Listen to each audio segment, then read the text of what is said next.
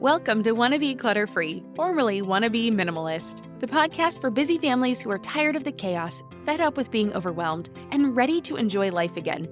Each week, we talk about how to let go of the clutter so that you can focus on the things that actually matter.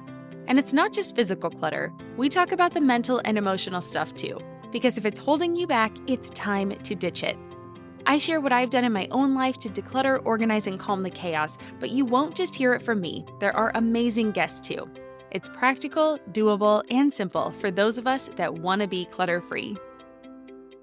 You're listening to the Wanna Be Minimalist Show with Deanna Yates, episode number 89. On today's episode, we're turning our attention back to decluttering and organizing. One of the areas I hear a lot about are closet spaces, and our clothes closets are often the worst. Adopting a capsule wardrobe has seriously helped my closet organization issues, but you don't even have to go that far to see amazing results. So stay tuned for some of my favorite ways to finally clear out your wardrobe closet clutter. Hey friend, welcome back to the show. My name is Deanna Yates, and I am thrilled you are joining me today. I have been talking a lot lately about my beliefs on minimalism, rebranding my website, and money mindsets, and I thought it was time that we got back to some good old-fashioned organization and decluttering tips. There are so many places to start, but one of my favorite areas to begin with is in your closet. Now, I know this is a big one, but I think we can all agree that the items in our closets are for ourselves, right? So it's for you and you alone. And that's a big plus for starting here. Because no matter where you are on your decluttering journey, I always suggest making sure that your own stuff is in order before turning your attention to help others. Now, that is unless, of course, they are on board and excited and they've actually asked you for your help. Well, then at that point, go ahead and you can all be on board with this together. And then maybe have a closet clean out party this weekend. Who knows? But even me, I have been on this path for a while now, and I am still learning a lot about myself, and I'm getting better at letting things go. In fact, I am currently re-listening, to Goodbye Things by Fumio Sasaki. It's an audiobook right now, and it's really amazing to listen to how far I have come. So this was one of the first books that I read on minimalism, and I remember thinking that it was so far from where I was. It seemed outlandish and out there and crazy. And, I just thought there is no way I am ever going to get there.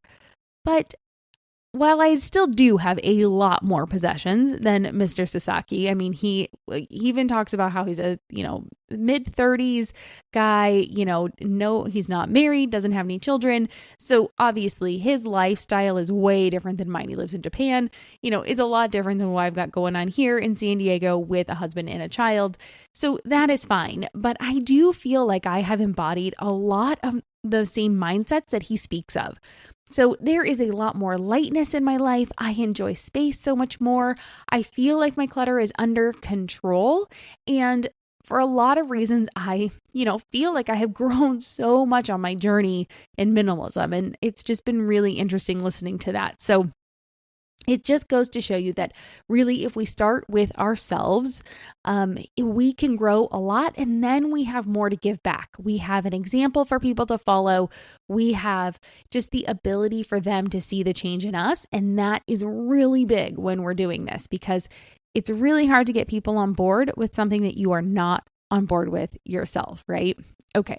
But before we jump in, I do want to remind you that you can pick up show notes for today, as always, on my website, wannabeclutterfree.com/89. That's where you'll find the show notes for today and any links that I discussed, like that book I just mentioned, along with my latest download, The Happier at Home Guide, 5 simple steps that you can take today to tidy up, take back your sanity, and thrive at home. It's completely free, and it's my gift to you. Now, these 5 steps have changed my life, and they are so powerful that I still do them every day to make my life easier. So make sure you head over to wannabeclutterfree.com/89 to check out the links for today's topic and to get the free guide. Again, that's wannabeclutterfree.com/89. All right, now let's get back into organizing your closet. We are going to start with getting clear on your life, because I think it's best to be focused on the task at hand so that we can work more efficiently and get back to the fun stuff in life. Because I'm going to assume that since your closet is not currently organized, that is not the fun stuff for you, right? Some people love organizing, and that is their outlet, and they're out there doing it. And my guess is that's not you. You're listening to my show on organizing your closet. So my guess is this is not what you do on your free Saturday night. Okay. Now, it might seem a bit strange, but the first step to getting organized in your closet is to actually think about how you spend your time, right? Think about your life. Think about what you really need right now, the place you are in your life, the lifestyle you have, and get clear on that. So this is actually step one. Because things have changed a lot over the last few years. Maybe you no longer work in an office, so you can reduce your workloads. Maybe you're being able to work remotely. Maybe you're in a different stage in life. Maybe you became a mom, for example, and there's a bulk of things in your closet that may no longer suit your lifestyle. Who knows? The point is that just because something is in your closet now does not mean it needs to stay in your closet. We want to get real on how we spend our time and determine actually how many of each item of the following things we would actually need in a given week. So the categories I like to look at, there's 6 here. It's professional attire. Now, again, that's going to depend if you work out of an office or if you have a full-time job or part-time job. Casual attire. So if you're a stay-at-home mom, this is going to probably be the bulk of your wardrobe, like it is mine. But even if you have a professional job, you're still going to want your casual attire for the weekends and things like that. Nightlife, how often are you going out? Gym wear, how often are you working out? Lounge or sleepwear, and special occasion. So for example, I'm going to give you some examples. If you work out of the home, you're going to need 5 professional outfits per week. So maybe 20 total outfits overall, but guess what? It doesn't mean you need 20 pieces in order to make 20 outfits. In fact, on episode 15, I will link to it. I talked about how to create a capsule wardrobe with fewer pieces. So you can take one module of 6 items, which are 2 bottoms, 3 tops, and an outer layer, and you can make 12 items for that. If you have 2 modules, so 4 bottom pieces, 6 tops, and 2 outer layers that all coordinate together, you can make 72 outfits. So those things can add up, and you don't need 20 pieces in order to make a lot of outfits. If you go out for a date with your significant other a couple times a month, you're probably going to want to keep 2 to 4 outfits for this because, again, while you could use the same outfit over and over again, if you're like me, you do like to change it up every now and again, even if you're a minimalist and have a capsule wardrobe like I do. So 2 to 4 outfits is probably enough if you're going out twice a month because you can then kind of mix and match those and you'll have enough that you don't feel like you're repeating too much. The idea really is just to have an idea for what you really need based on your lifestyle so that it's easy to let go of any of those just in case items that you're going to come across.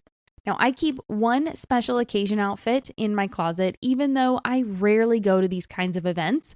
So someone might say that that's a just in case outfit, but the idea of shopping for one special occasion outfit when I need it drives me a bit crazy. It would take me so much time to have an outfit that I liked. So I just keep one because it's so much trouble and hassle when I do need it if I have to replace it.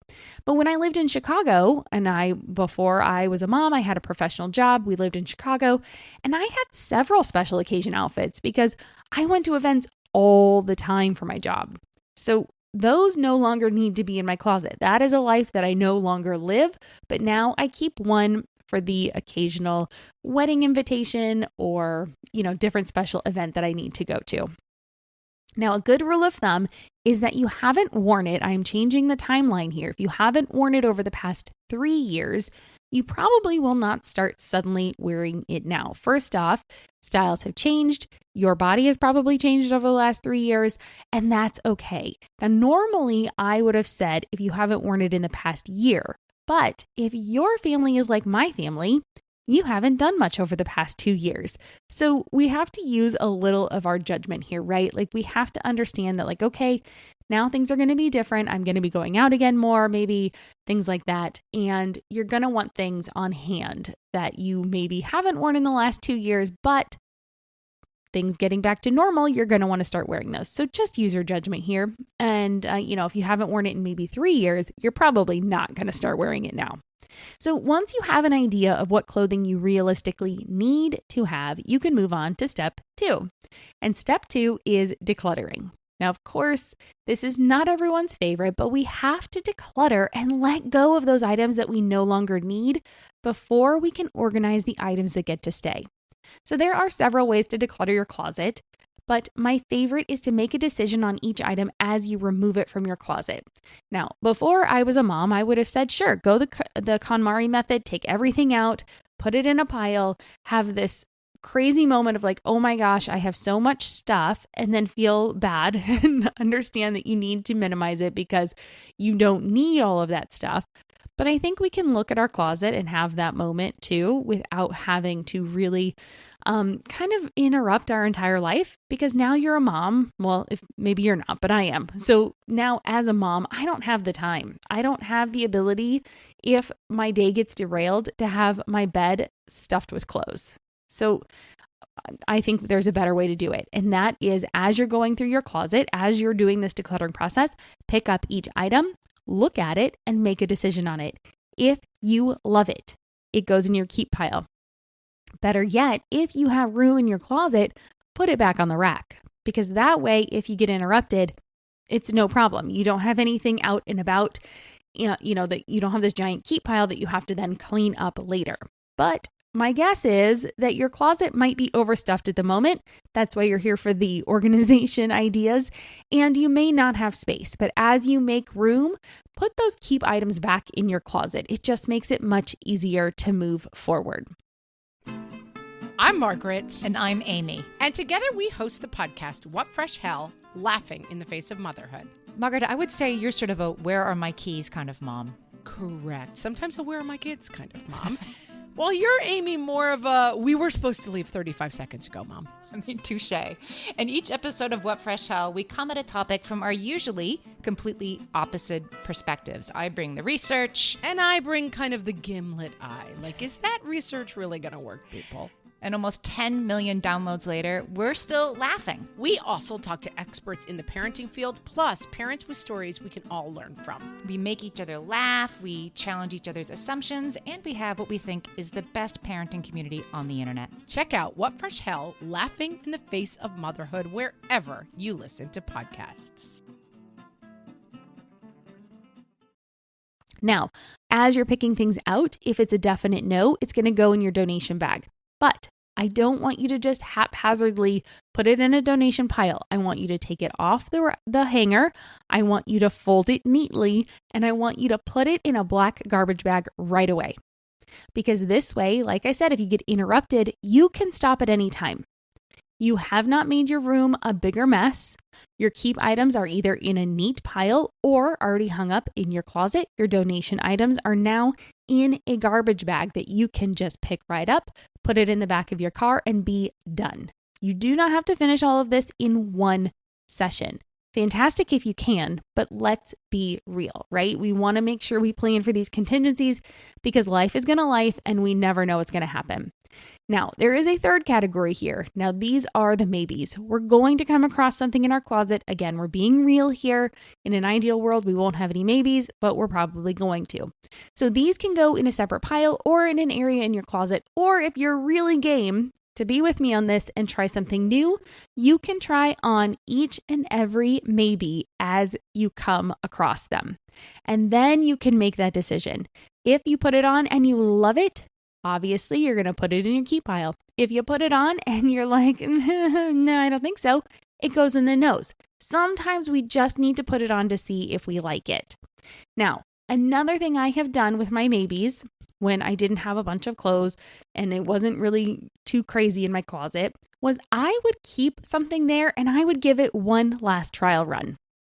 So if you have the space, you can do that too. You can put something on, wear it out for a day and see how you feel in it.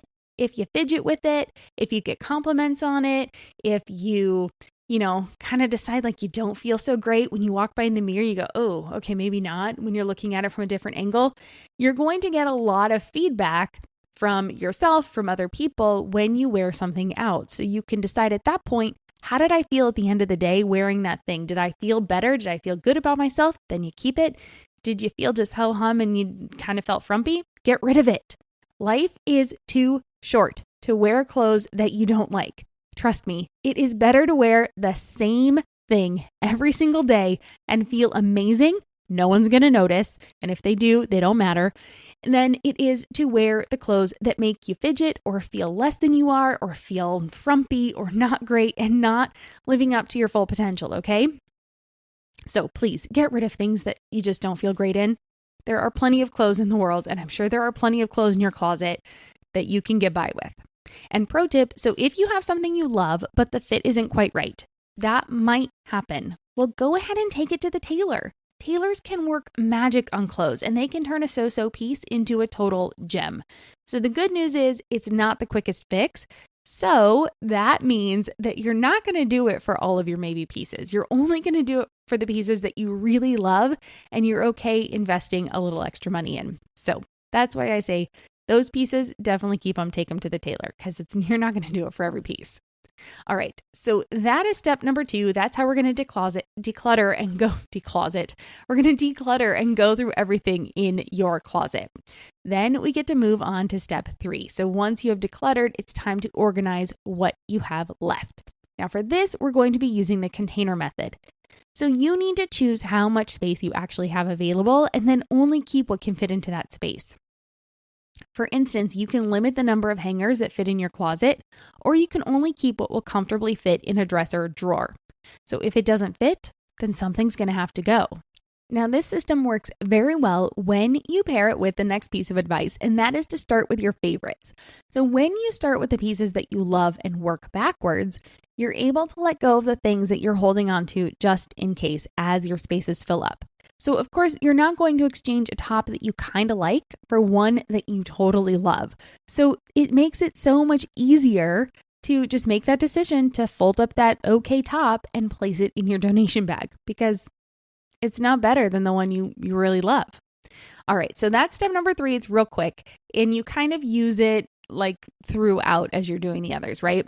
So step number 4 is to make it pretty. So once you've decluttered, you've kind of figured out what you actually need. You've decluttered and keep the things in mind that you actually do need in your life. You've gone ahead and said, okay, I'm only going to keep what fits in this space. Then you get to make it pretty. So with the container method working for you, you want to go ahead and make it look good so that you can keep it this way. That is the point of making it pretty. So for your hanging items, you want to make sure that everything is hanging in the same direction. I mean, we can take this cue from stores that we go to that we love. When you walk into a store and it just feels calm and you can kind of see around. I'm not talking like Marshalls or, TJ Maxx or anything like that. I'm talking about like a Nordstrom or a boutique. When you walk in, everything is facing the same direction. Things are lined up. They're actually in, a concise order.